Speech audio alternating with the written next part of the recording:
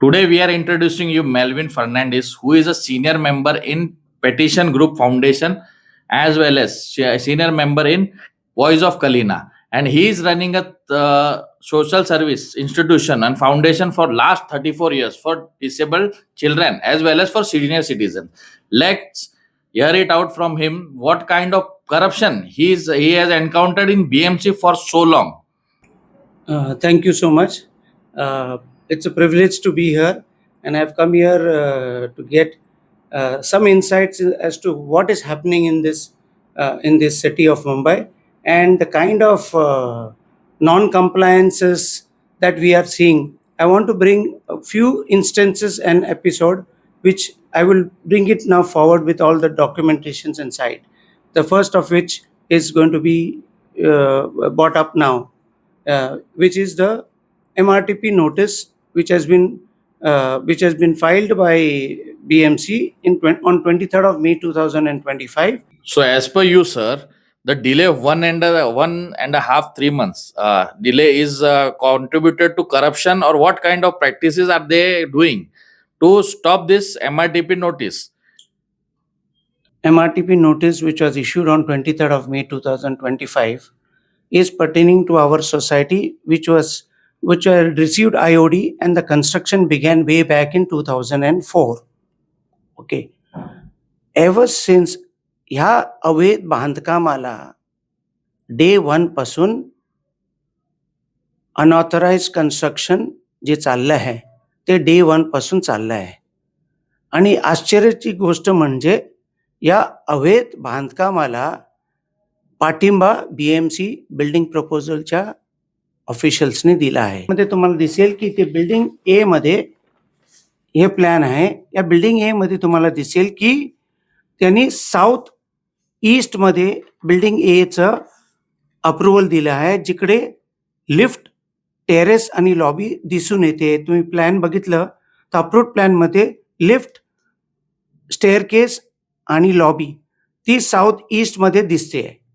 परंतु from day 1 या लोकांनी जेव्हा फाउंडेशन केलं आणि बिल्डिंगची बांधकाम चालू केलेलं त्या दिवसापासून तुम्हाला साईटवर दिसेल की त्यांनी साऊथ ईस्ट मध्ये म्हणण्याचा अर्थ असं झाला की त्यांनी ज्या दिशाला त्या बिल्डिंग बांधायला पाहिजे होती ते दिशाला ना बांधता त्यांनी त्याच्या सोयीनुसार बिल्डिंग बांधलेली आहे. करेक्ट. बिल्डिंग बांधत असताना असिस्टंट इंजिनियर आणि बिल्डिंग प्रपोजल डिपार्टमेंट वाले देखील त्या साईटचं निरीक्षण करतात. निरीक्षण करूनच ते लोक त्याला सर्टिफिकेट देतात. मग तुमचं म्हणणं असं आहे का की सर्टिफिकेट देताना काहीतरी चूक झाली इंजिनियर कडून किंवा BMC कडून? नाही, आता यामध्ये एक स्पष्ट झालंय की this is complete connivance by BMC BP officials. कारण नेहमी जेव्हा पण बांधकाम चालू असतं सर, तर तेव्हा तुम्ही पिरियॉडिक इन्स्पेक्शन घेतात. तर तुम्ही बिल्डिंगमध्ये आला, इन्स्पेक्शन गेला म्हणजे तुम्ही डोळे बंद करून इन्स्पेक्शन केलं आहे? हा माझा पहिला प्रश्न आहे. दुसरा प्रश्न, जेव्हा तुम्ही पिरियॉडिक इन्स्पेक्शन करता तर तुम्ही काय बघता इन्स्पेक्शनला?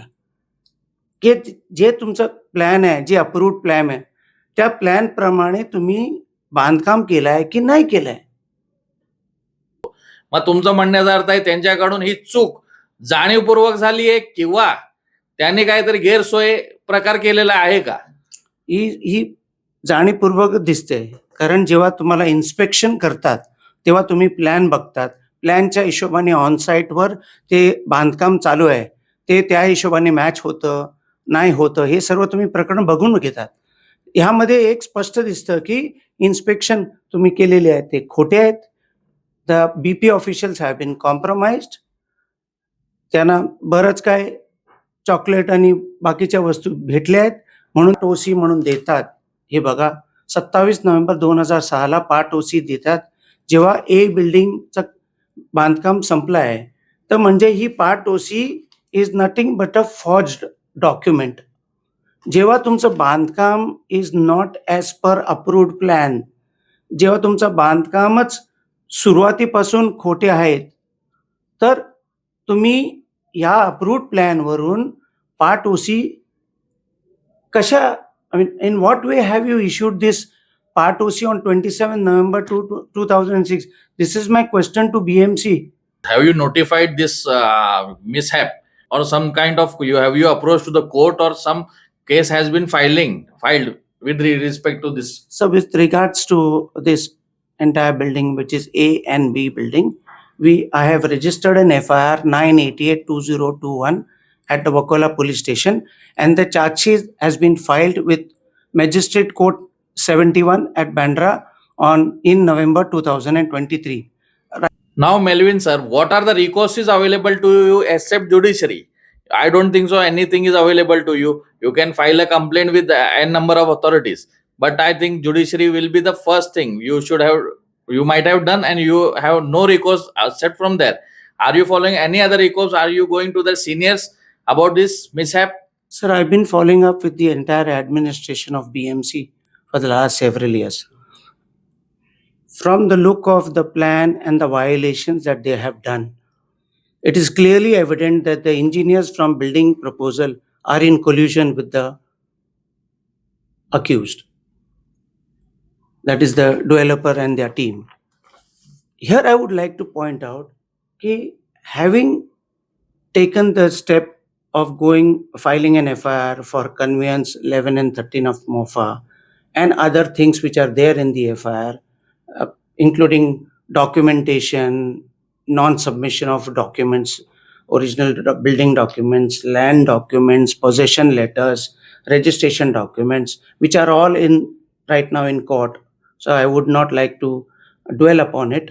But when I realized that the entire building as such has been compromised, I filed an MRTP. I lodged a complaint with the BMC. They came to inspect. एक इन्स्पेक्शन झालं आमच्या बिल्डिंगमध्ये येऊन, सर्व पंचनामा वगैरे केला त्यांनी. They in this MRTP notice, if you see on page number 2, त्यामध्ये सर्व शेड्यूलमध्ये लिहिलं आहे जे अवैध बांधकाम जे झालं आहे, जे अनऑथराइज्ड बांधकाम झालं आहे, त्यामधलं त्यांनी शेड्यूल टाकलं आहे. तर त्या शेड्यूलमध्ये तुम्ही दोन्ही ए बिल्डिंग आणि बी बिल्डिंग मध्ये तुम्हाला क्लिअरली ते लिहून दिसत आहे. आणि त्यामधले जे पॉइंट्स जे व्हायोलेशन केले आहे, त्याचा पुढचा स्टेप जो हिअरिंग असतो, ते आजपर्यंत 1 वर्ष 3 महिने झाले त्याचं हिअरिंग आजपर्यंत घेतलं नाही. त्यामध्ये असिस्टंट कमिशनर अंडे आणि सचिन कांबळे जे इन्चार्ज होते, जे ही बघतात आणि बिल्डिंग फॅक्टरीमधले ह्या पर्टिक्युलर कंप्लेंट MRTP बद्दल त्यांचं काम चालू आहे. 2025 नंतर कोणताही पंचनामा या दोघं ऑफिसर किंवा यांच्या अतिरिक्त कोणत्याही BMC ऑफिसरनी त्या जागाची पाहणी केली आहे का आतापर्यंत? त्यानंतर पंचनामानंतर आता हल्ली ते येऊन त्यांनी इन्स्पेक्शन केलेलं, पण पार्टली. पण त्या इन्स्पेक्शनने पण काही समजत नाही. आम्ही काय केलं की जे आम्ही कंटिन्युअसली पत्र लिहित गेलो, मीटिंग करत गेलो, इन्स्पेक्शन घेत नाही, काही पण ॲक्शन टेकन रिपोर्ट नव्हतं त्यांचं एकच दिसत होतं की आम्हाला चांगलं घासघूस डेव्हलपरने दिलाय, आपण शांत बसूया, दाबून ठेवूया आणि जे पण आपण करता येईल, आपण जे AC अंडे, मृदुला अंडे असिस्टंट कमिशनर आहे, ती आणि सचिन कांबळेची मिलीभगत होती. त्या लोकांना काय ना लॉ ना भगवा देव, त्यांना कुठलंही ते घाबरत नाहीये. ते स्पष्ट बोलतात, तुम्हाला जे करायचंय तुम्ही कंप्लेंट करा. आपल्याला असं वाटत नाही की आपण BMC ऑफिसरांवरती आरोप करत आहात? त्याचा काय आधार आहे का आपल्याकडे? फक्त त्यांनी 1 वर्ष 3 महिने आपली कारवाई स्थगित केली म्हणून ते आरोप सिद्ध होत नाही, माझा हा मत आहे. MMC ऍक्ट प्रमाणे जेव्हा पण तुम्ही MRTP नोटिसेस इश्यू करता अंडर सेक्शन 53(1), तेव्हा तुमच्या या प्रोसेसमध्ये आयडेंटिफाईड स्टेप्स आहेत की ते तुम्हाला नोटीस, एक पंचनामा झाल्यानंतर नोटीस इश्यू करा. त्याच्यात कोणती कालमर्यादा आहे का? हो, त्यामध्ये तुम्हाला कंप्लीट प्रोसेस 30 दिवसात संपवायचं असतं. त्यामध्ये नोटीस इश्यू करा, रिसिव्हिंग घ्या, काही पण असेल तर त्यांचं प्रेझेंटेशन, नंतर तुम्हाला स्पीकिंग आपलं हिअरिंग ऑर्डर्स काढा, स्पीकिंग ऑर्डर्स काढा आणि सँक्शन करून FIR मारायला ते तुम्हाला आदेश द्यायला लागतं पोलीस स्टेशनला. फर्स्ट स्टेप नंतर काहीही केलं नाही आणि उगाचच ते लोकं डिले करत बसले आणि मला काही नाही काही कारण देऊन मला ऑफिसवरून फुटायचं काम केलं. तेव्हा मी जाऊन DMC विश्वास मोठे आहे आमचे वरिष्ठ BMCचे, त्यांच्याकडे जाऊन कंप्लेंट केली, की हे सर्व काय चाललंय सर? तर त्यांनी काय केलं, आमचं एक PG असतं. PG म्हणजे पब्लिक ग्रीव्हन्स असतं. 20 फेब्रुवारीला 2026ला PG होतं. त्या PGचा नंबर आहे 3168. त्या नंबरप्रमाणे त्या लोकांनी आदेश दिला आणि त्या आदेशमध्ये तुम्हाला दिसून येते बघा, की ACHE this is issued on 23rd May 2025. What is the present status असं म्हणून DMCचा आदेश आहे आणि त्यामध्ये त्यांनी हे पत्र लिहून त्यानंतर जबाब नाही आला म्हणून स्मरणपत्र 1 तुम्हाला बघितलं, ही कॉपी आहे RTIची. तारीख आहे 25 मार्च 2026. ह्याचा पण जबाब नाही भेटला म्हणून परत DMCच्या ऑफिसने स्मरणपत्र 2 दिलंय. त्याची तारीख आहे 20 मे 2026. आता जेव्हा हे स्मरणपत्र 1 आणि स्मरणपत्र 2 जे DMCच्या ऑफिसमधून गेलं, address to assistant commissioner Mridula Ande, त्यामध्ये स्पष्ट लिहून दिलं, की सादर बाब कृपया तातडीची व महत्वाची रामजावी तुम्ही करून पाठवा ऑफिसला. त्याला मला एकच स्पष्ट जबाब भेटलं सचिन कांबळेचं आणि मॅडम अंडेचं, की याबद्दल आम्ही काही कारवाई आता करणार नाही. तुम्हाला जे करायचंय ते तुम्ही करा. कोणत्याही प्रकारचे की ही गोष्ट जाणीवपूर्वक केलेली आहे का? मृदुला अंडे आणि सचिन कांबळेचं काय इंटरेस्ट आहे या प्रकरणामध्ये?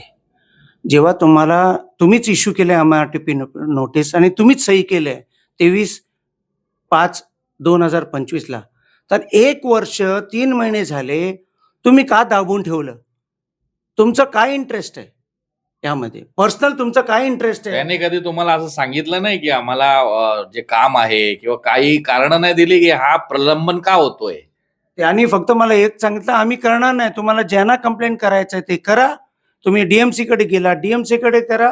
आता as per law MMC act काय म्हणतात, की समजा तुम्ही DMCचं पण डिसरिस्पेक्ट केलं, डिसरिगार्ड केलं, इन्स्ट्रक्शन जसं स्मरणपत्र 1 होतं, स्मरणपत्र 2, तर तुम्हाला ॲज पर MMC ऍक्ट. मग थोडक्यात सर तुमची तयारी आहे का फौजदारी गुन्हा दाखल करायची मॅडम आणि पवारवरती? सर त्यासाठी मी एक ऑलरेडी पोलिसांना आणि वरिष्ठांना सर्वांना मेल टाकलाय जुलै 8, 2026ला. त्यामध्ये स्पष्ट progress right from 23rd May 2025ला जेव्हा ती MRTP नोटीस इश्यू केलेली, ते आजपर्यंत काय झालंय काय नाही झालंय. त्यांनी ऍडमिट केली इलिगॅलिटी आहे म्हणून त्यांनी MRTP नोटीस इश्यू केली 23/5/2025ला. त्यानंतर they were defying their own seniors. They were warned several times by DMC Mote, but they defied him. They were fearlessly operating. तुम्हाला आम्हाला ना देव ना आम्हाला लॉ काय लागू होत नाही. म्हणजे थोडक्यात असं झालं की ते प्रशासनाला घाबरत नाही, ते त्यांच्या वरिष्ठांनाही घाबरत नाही. त्यांना असं काय अभय भेटलेलं आहे ते आपल्याला समजून घ्यायला लागेल. हे याचं उत्तर ते दोघंही महानुभाव देऊ शकतात. पण हे सर्व करत असताना तुम्हाला कोणत्याही प्रकारचा दबाव तंत्र किंवा कोणत्याही प्रकारचं तुमचे पर्सनल लाईफ डिस्टर्ब करणं किंवा कोणत्याही प्रकाराचं असं काही काम केलेलं आहे का कोणी, त्याच्या कारणाने तुम्हाला त्रास झालेला आहे? कसं आहे, की मी एक सोशल ॲक्टिव्हिस्ट आहे. मी भरपूर NGOजमध्ये as a senior member social activism करतोय आणि तुम्हाला मला एक सांगायचं आहे, की आपण जेव्हा सोशल ॲक्टिव्हिझम करतो, तर तेव्हा हे सर्व प्रकरण समजूनच आपण काम करतो. सत्य आहे की त्यांनी त्याच्या कालमर्यादामध्ये त्यांनी ते काम केलेलं नाही आणि हे पत्र होऊन पण दिसून येत आहे. पण आता याच्या पुढे काय? मी आता आपले महापालिकेचे आयुक्त आहे मिसेस अश्विनी भिडे यांच्याकडे भरपूर पत्र लिहिले, रिमाइंडर्स पाठवले. मीटिंगसाठी अपॉइंटमेंट घ्यायसाठी मेल्स पाठवले. नंतर त्याने बोलले, की तुम्ही या, आम्हाला पण भेटायचं आहे. असं करून 20 जुलैला मी तिकडे त्यांची पीजी होती पब्लिक ग्रीव्हन्स म्हणून, त्यामध्ये मी आयुक्त कार्यालयामध्ये पोहोचलो. पत्र दाखवू शकता का आपण? हे 20 जुलैला हे पत्र, हे पीजीचा फॉर्म आहे. 97 dated 20th July 26. I want to know who is protecting all these corrupt officials in the government. Why is there no strict and stringent action taken against these corrupt officials? We want to know from the government. It is high time there is accountability and responsibility shown by this government not to get away these officials from steps, legal steps, including prosecution. It is high time the government has to take action. It has to take strong action, and we want people to be prosecuted as and when such things are noticed and it has been brought to the knowledge by us. हे आहे समाजसेवक Melvin. आपण त्यांच्याकडून जाणून घेतलं की काय प्रकारचा भ्रष्टाचार आणि कशा कशा प्रकारे कोण भ्रष्ट नीतीमध्ये लिप्त होऊ शकतो. सत्ता जरी सत्ताधाऱ्यांची असली तरी जनताच मालक आहे. पुन्हा भेटू एक नवीन मुद्द्यासकट.